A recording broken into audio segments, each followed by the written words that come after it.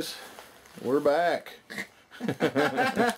We're building again. Guess what? It's windy as crazy out here. Today we're going to start building Bill's little Toni.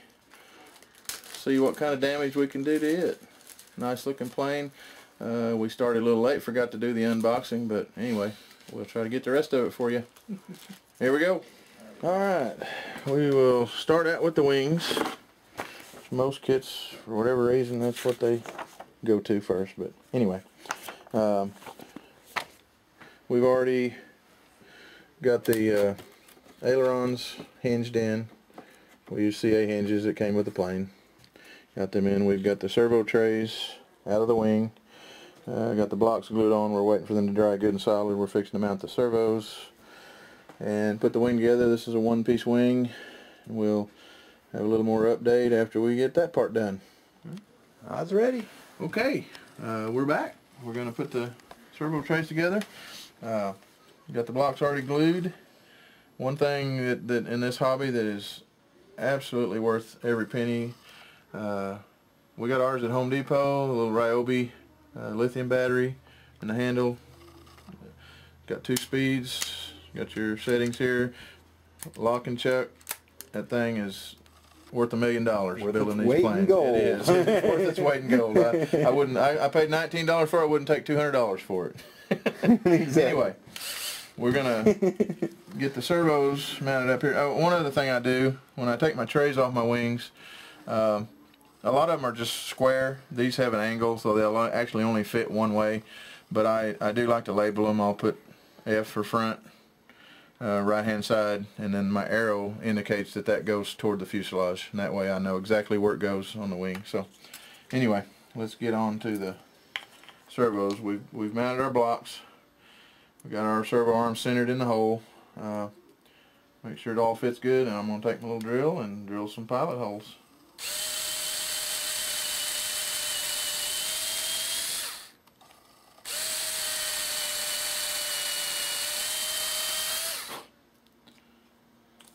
Oops. I want that to move on me.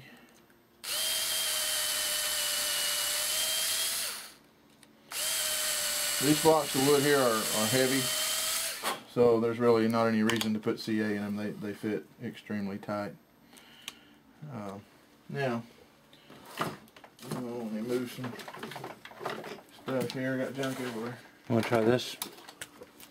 Oh, yeah. I got mine here. Already got a bit in it. Anyway, Bill and I found these, or I actually found them at Lowe's the other day. It's a little pencil screwdriver. Absolutely love this little booger. It works great for servo screws, and this one may be a little, it's going to be a little bit weak on this block of wood, but it works good in balsa and your light ply and stuff. So.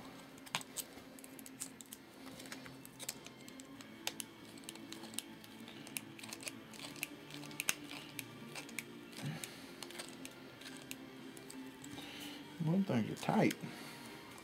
I've got a bit for you. I'm going to get my big... I've got it right here if you want to put it in there. Oh, yeah, here's what I'm looking for. Oh, this is what I use. It's got a bigger handle. I see. So, always support these blocks, put some pressure on it with your thumb, because if you're just pushing like this against it, you can break it or break your servo tray. So, always reinforce everything and hold it down with an extra finger. Extra finger. I don't have any extras, so I gotta try to keep from cutting mine off.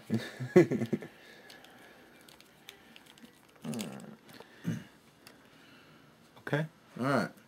Got our servos all mounted up in here.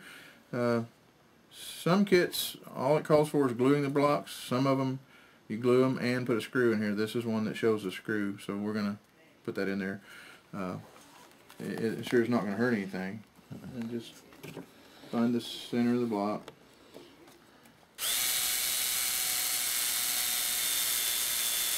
Drill a hole. And a little tiny machine head screw.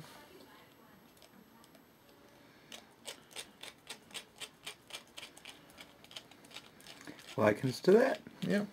×2. Okay. Now we've got the servo trays all mounted. We've got the reinforcement screws on the back side. We're ready to install. We did already add our extensions. We used heat shrink on the joint. That way, on the connectors, there's no way it'll get pulled loose because that's going to be inside the wing. Works great. Now, your kits come with a little string, usually taped inside this hole into the outside of the wing, and you tie it to your servo lead and pull that through. If you lose that, or your string comes out, Bill has in his hand here, what this little metal fitting is here that we've used is actually off a fueling probe, and it has a little hole in the end of it which works perfect to tie a piece of thread on. It's just enough weight to take that wing and set it up on its end and drop that down through there and feed you a new line through. So if you ever do pull your string out, don't worry about it. Just get you a little bitty weight of some kind right here, tie it on you a piece of heavy duty quilting thread, something that won't break easy, and run it through your wing, and there you go. Alright, we're fixing to bolt these up now. Yeah. Had to set this on, drill those, Yeah. CA them, and then I cut out for the block where it hits. So I set this on Okay. before I do anything, and I drilled it. Yeah, drilled your holes. And then when I drill my holes, I take it back off. I use a small amount of thin CA in each hole to harden the threads. In this particular case, I had to clean a spot to allow for the block. With that all done, pull my servo lead through my wing carefully. Sometimes you have to kind of wiggle these things around to get them to flip through those spars. But don't ever force it. Just wiggle it and take your time. It'll go. Alright.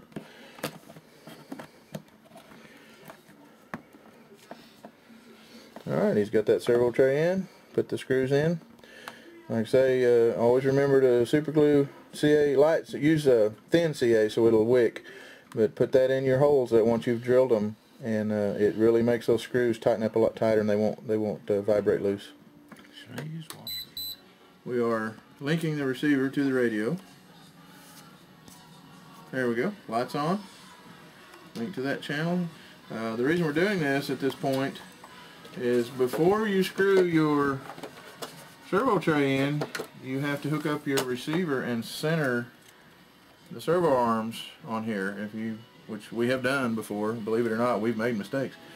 They'll go to one extreme and bind up sometimes. And you have to take it all back apart, so do it now. So what I'm going to do, we've bound it, I'm going to hook this in to the aileron. Make sure your polarity's right. Should only go one way. It's pretty close, almost centered. I don't know, probably have to just sub-trim that. I don't think I can get it any straighter. It was there, man. Got lucky. Put it back. Okay. Now we're going to go into our radio, and we're going to find sub-trim. He's running a 9303 JR here. Awesome radio. That's what I have myself. And we are going to go to aileron. We're on sub-trim, and you rotate that and center up. See how it moves? You center that up and square it perfectly 90 degree. And there you go. That one's set. Now we shall do the other one. Wait just a second. Okay, we got wings. We got wings. Look at that. Ailerons. And they actually work and go the right direction and everything. On separate channels. Okay. Yes, we put them on separate channels, and AR6000? yes, it's an AR6000. You have to go in, depending on your radio system. AR600. The 600? Mm-hmm. Yeah, depending on your radio system, you have to go into your radio on Spectrum or JR. It's real easy.